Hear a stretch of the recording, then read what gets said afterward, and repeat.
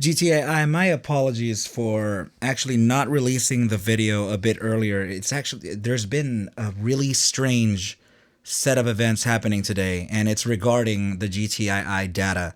And I feel like now I can actually explain what's happening. But let's go ahead and get things started. First of all, I'm excited that we actually got that recovery from 108, right? But let's go ahead and start off the analysis. What is up, you guys? Thank you so much for stopping by once again. This is ARCa coming at you with the technicals, raw price action, statistical, and fractal threat of analysis on this happy Friday, but now it's Saturday. Before we get started, please make sure to subscribe to the channel, like the video, and share the video with a friend so that you and them could consider joining our trading community and Discord called ARCa Bulls. With that said, let's dive right in. Okay, so I had a huge amount of failure with my chart.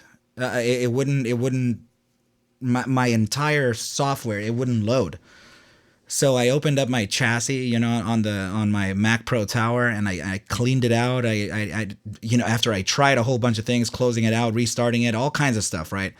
So then I don't know why, but the next time I turned on the computer and I came back on, I noticed an inconsistency of data, actually time of time, literally time. I'm gonna go ahead and actually pull up my screen here to show you something curious. Okay, so and this is not actually now, it's not a issue of my computer now. I'm realizing this now. So let me just make this a little wider here so that you can see right over here, this little dinosaur here. This shows that this is where the asset started trading, which is about 2014. And that's where it's enough data for us to be able to calculate a good enough move, right? And understand the price movement from, the past almost 10 years now. That's a good enough amount of information. But now check this out. Same chart, 3-day chart GTII. Okay, let me move my screen out of the way and take a look at that now. This being the last iteration. So here, look, see how that looks? Where that little dinosaur was, right by 2014, the last red line, right over here. Okay, so take a look at that. Here's the last red line, and then magically all this other stuff popped up. So this isn't saying that like what's happening is inconsistent. What's happening is that we only have a backtest of the last 10 years. So I guess the good news is that there's more data now, which would essentially make this way more viable.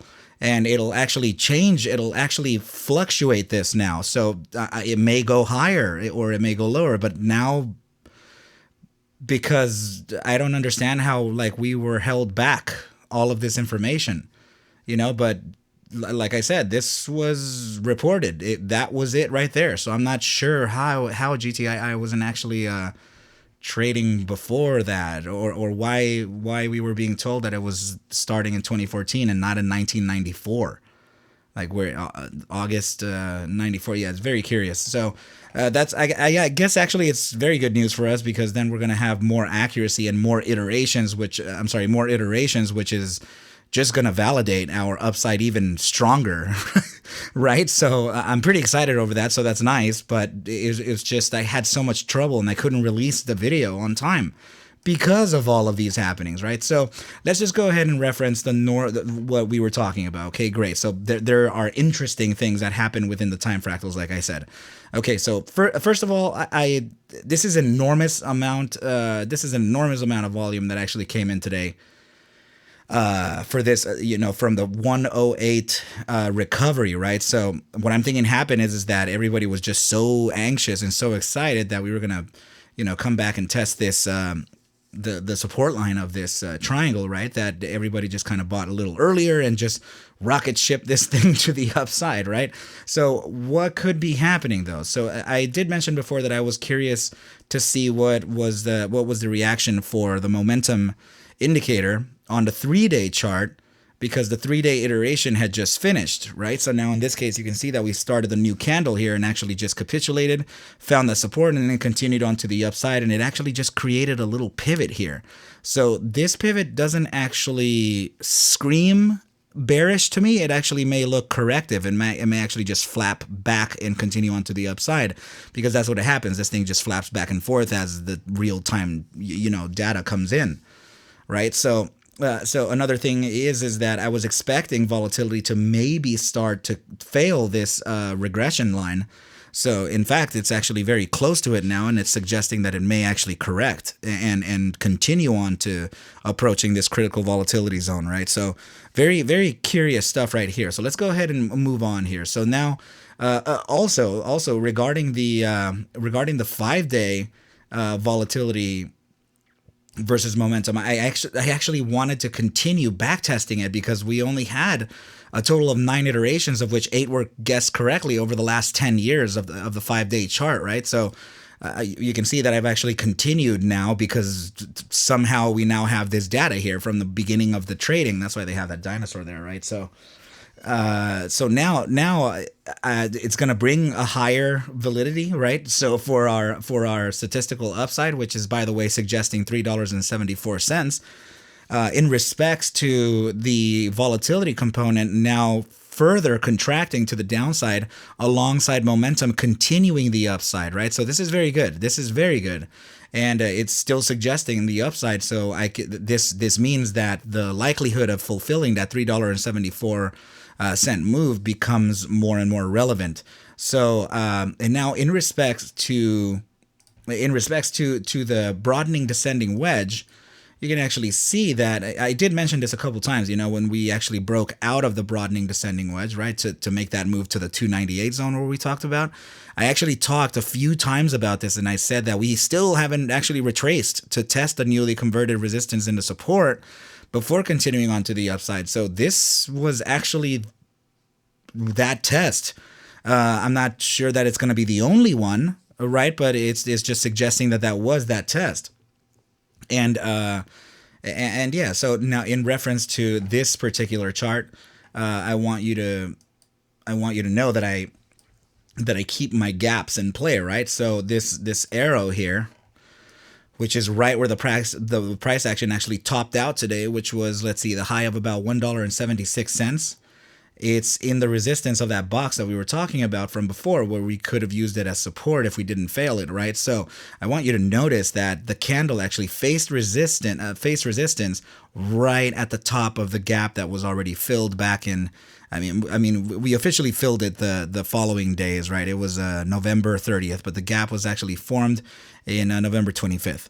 Okay, so this is that resistance top, and we came to touch right at it, and we actually just got rejected a little bit. Okay, so just so you can see how pertinent all these gaps can play, right?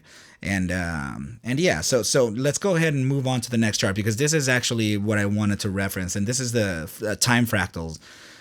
So we were actually expecting to move down to 96 cents to about 103 was essentially what I was talking about, and it was in reference to the February 4th. You can see the dates down here. To the February 14th CPI data release that's going to be coming out, right? So we actually didn't do that, and we actually just came in with a huge amount of volume, as you can see. I can make the volume profile just a little bit brighter so you can see down there, right? So let's go ahead and just make that a little brighter for us to see and move along, right? So please notice that we've actually been facing maximum just red candles here, and then tiny little green iterations, right? Like this here. So not any buy volume whatsoever until this last one here. So I mean, in respects to the last red iteration, that was 2.55 million in sell pressure, and here you're looking at 2.886 million. So this is a substantial amount of buy volume coming in. So that's pretty cool.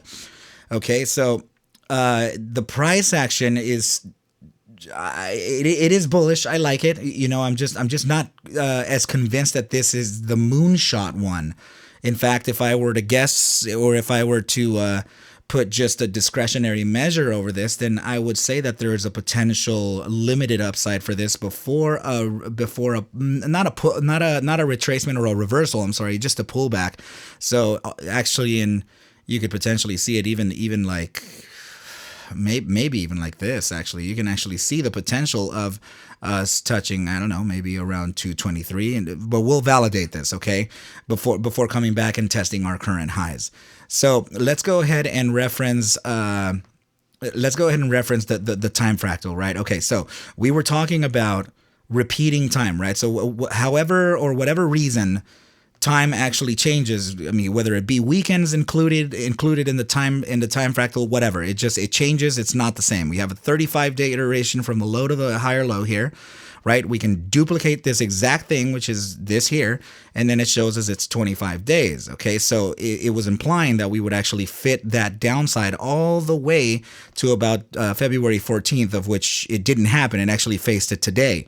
But if now, we actually correct the time fractal to, the current low of the candle, and then duplicate this to put it here, you can see it for yourself like this. You can see that it's literally the same length, right? Okay, so now that we put it here, it's still suggesting around the same time. And I'm sorry, it's right over here, right? It's still suggesting around the same time of the fractal. Literally on February 28th, just like we mentioned. In fact, it's favoring it. Yeah, so the top fractal, right? The top fractal is suggesting the top end here to be 37 days, but then if we move it along over here, it's suggesting 25 days from here to here. Okay, so that's suggesting February 28th, but now that the time fractal changed down here, we actually are pushing it just like an hour later, I think. It's still suggesting February 28th to end it here. So it's very curious that it's doing that. Another very curious thing is that the fractal is suggesting 25 days, right? Please check this out. The 5-day backtest that we have, out of the total 9 iterations, 8 of which were guessed correctly to the upside, 1 being incorrect. Average duration is, check it out. Very cool stuff, right? So everything kind of rhymes nicely, and everything is still moving along pretty good. Apologies if you can hear my little toddler over there. He's fighting with mom. But yeah, so that's it's curious how the time fractals are actually playing along the statistics very well. So that's essentially what I'm trying to do. I'm trying to statistically figure fractal analysis in order for me to not make it so much damn hopium. Because that's why I'm nervous about presenting statistical figures, because they present a whole bunch of things that may or may not be true, right? So the very curious thing that we're being suggested, that 25-day from the top fractal, right, from the top to the top area, 374 is that top side, so it would be right over here, that or the next hour or whatever, right? But also that 374 has a lot to do with not touching that resistance top, right? Because if we did the test 1, 2, and faced the third test of resistance in the golden rule of 3, that would actually fulfill the bearish formation, which is an ascending channel like this one, and essentially have us capitulate and then continue to the downside, right? We don't want that. So the suggestion of 183.05%, 374 suggests that we would fail touching the resistance top here, thus sending us back to back down to maybe $1.65 or $1.67, and then from here, or a current high is literally where we are right now, right? So, and then from here we would actually move to the upside to validate that, or validate or invalidate that test number 3. Okay, so test number 3 wouldn't actually be here. It would actually be presented right over here. And that top side target actually has so much confluence with that, with this candle here, which you can actually see the high of it right over here. You can see that it's $6.20. And let me put the cursor right like this, and please take a look at the please take a look at the cursor all the way to the right where the neon green is, right? So you can see that it's right at it. So very curious price targets here, okay? So let's now reference the last part of the analysis. I am seeing now 3 drives of phantom regular bullish divergence, and divergence is the opposition of price action versus momentum, and momentum in this case represented by RSI, Relative Strength Index. So I am catching 3 drives now, which are pretty much validated and now in play, right? So let's go ahead and open up the multi-pane and see what we have for the coming sessions. So let's start off the analysis with the 30-minute immediate short-term time frame, just like we always do, right? So in this case, you can actually see that the 30-minute is actually still suggesting some upside. It's actually right at the junction between the bear weakness percentile and the bear strength percentile, right in the middle. That actually suggests a continuation to the upside is still imminent. Now, after we do make a slight upside here, then it shows that the 4 hour is suggesting some consolidation, meaning that whatever target that we reach may actually just be it for now. And what's telling me that this may actually be viable is the 8 hour. The 8 hour is suggesting a limited upside, and limited for a couple of reasons, actually. It's very important to notice where we can potentially be by the time that we meet the 14-day simple moving average as a resistance. It would be resistance by the moving average and also by the gravitational zone of the bull strength percentile. Okay, so as soon as we make this upside, we'll likely face the 14-day simple moving average right in here, and then we can actually make a pullback for reaccumulation and then a continuation to the upside. The daily is actually suggesting that very same thing. In fact, if we zoom in, you can see that it's just above and inside of the bull strength percentile. Okay, so we can actually make that limited upside, face the resistance, and then come back down. Okay, so now the 3-day is suggesting a continuation to the upside. Okay, and it is at the junction between the bear weakness percentile and the bull weakness percentile. So this is still looking pretty good, awesome. And then now moving on to maybe the 5-day. Let's see. The 5-day looks like it already has a very limited downside as well. And if we just pay very close attention here, the 14-day simple can be that saving grace alongside the gravitational zone of the bear weakness percentile, which would essentially send us back. Okay, but we're not going to focus on the higher terms just yet. It's very important that we can get over what's happening now. So essentially what I'm seeing and what I'm looking at is just this. I can make a path, right? So it looks like we can make a continuation to the upside to 2 targets, right? It can be 205 or $2.10. Very, very, very likely we can touch maybe 205 or 210. Actually 205, right? So let's just be safe, right? And then we can come back down and test 2 different zones. Okay, the 1 spot 272 at 185 is very important. Also, the current highs that we have at 175. But I also am noticing that we have this 1 spot 618 at 163 that we can actually use as a bounce. So we're just going to kind of note it here, right? So upon making this break, then we can actually continue on to the upside. So this can take a few days for sure. Okay, maybe even a week. So we'll face the resistance from the 2 spot 618, and then we can retrace to test this the current resistance that we faced right over here, right? So that resistance would actually then give us that confirmation before a continuation onto the upside. So we're going to be facing some, this is going to be a chop zone, okay? So we're just going to be choppy. Remember I told you guys in the last video that we got to brace ourselves for ridiculous price movement over here, okay, you guys? So just know that that's kind of like what I am expecting. Know that I'm not a financial advisor. Take whatever I do show and iterate within these videos as just a form of entertainment, as I cannot suggest for you to buy or sell any assets whatsoever, okay, you guys? Please do your own due diligence and everything will be just fine. But please go ahead and refer to the links in the description below if you would like to join the ARCa Bulls trading community in Discord. And also, if you're interested in acquiring any of the Crypstex ARC-Series indicators, please let me know, and we'll go over the subscription packages for these indicators, okay, you guys?